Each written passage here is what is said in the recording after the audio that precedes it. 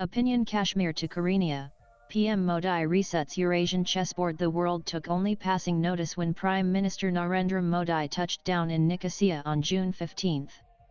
Yet for close watchers of Eurasian geopolitics, the visit was a strategic inflection point. New Delhi's most pointed riposte to Ankara's unabashed support for Islamabad and a deft assertion of India's own red lines on sovereignty. Picture credit Rahul Sharma CIHS. Turkey's dictatorial President Erdogan has, for years, amplified Pakistan's Jammu and Kashmir narrative at the UN, transferred unlawful killer drone technology to Rawalpindi, and aligned diplomatically after every India-Pakistan flare-up in May 2025. For New Delhi, Indo-Pacific is no longer the only arena where coercive partnerships need balancing. The Eastern Mediterranean now figures prominently in India's extended neighborhood.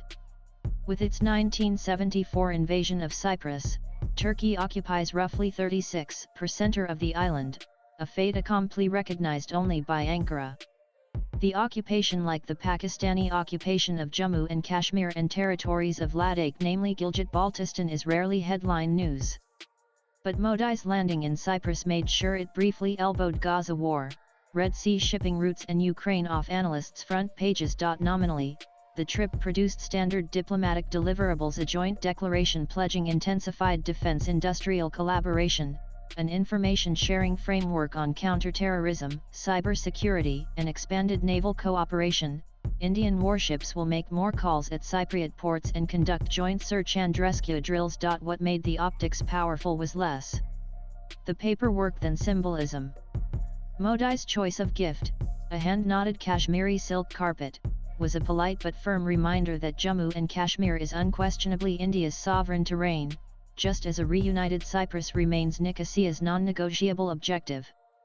The Cypriot leadership reciprocated by publicly thanking India for standing up for sovereignty, words that landed like a shot across the bow in Ankara, where strategic planners have banked on the Islamic world's silence over northern Cyprus. Modi offered no press conference grandstanding. The statement of support appeared in the joint communiqué.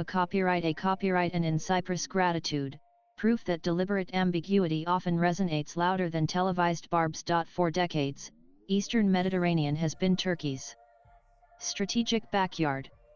The Turkish Navy exerts sea control. Turkish petroleum parastatals map offshore gas blocks, and Ankara leverages the Cyprus question to box out European Union pressure. India's arrival alters that mental map. Regular Indian Navy port calls, if operationalized, will put a blue water Asian presence at the doorstep of NATO's southern flank. That has twin signaling value to Turkey, that its actions in South Asia carry costs in its own neighborhood, and to the EU-27, that India is willing to shoulder limited security responsibilities in Europe's periphery. The visit also dovetails neatly with the nascent India-Middle East-Europe corridor IMEC. Cyprus, an EU member and chair in 2026 with convenient transshipment facilities and legal clarity, can serve as the Mediterranean gateway for IMEC sea land rail lattice, reducing dependence on Suez choke point and giving Indian exporters a predictable entry point into the European single market. By grafting strategic access onto an economic corridor, New Delhi builds dualist leverage without flaunting gunboat diplomacy. Domestically, Modi's subtle poke at Ankara offers an answer to critics who argue that New Delhi is often too restrained when foreign capitals weaponize the Jammu and Kashmir discourse.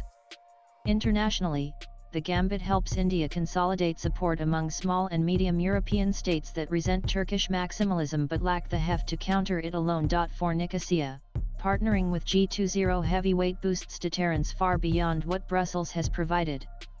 There is a United Nations angle, too. Turkey's military presence in northern Cyprus violates multiple Security Council resolutions, but enforcement has languished. By throwing India's diplomatic weight behind Cyprus' territorial integrity, Modi has effectively globalized what Ankara hoped would remain a regional wrinkle. Elevated visibility complicates any future attempt by Turkey to extract concessions, whether on gas exploration blocks or on a two-state settlement, by holding European unity hostage. Great power statecraft often hinges on narrative as much as kinetics. In Cyprus, Modi wrote a concise but compelling script: sovereignty is indivisible, occupations are unacceptable, and India has the agency to intervene, politically and symbolically, well beyond the Indian Ocean. In doing so, New Delhi inserted itself into a theatre where it had little historical presence, turned Turkey's Cyprus problem into a talking point in South Asia, and reminded Pakistan that its external backers have vulnerabilities of their own. Analysts inclined to dismiss the visit as a minor European detour miss the slow-burn strategic dividend.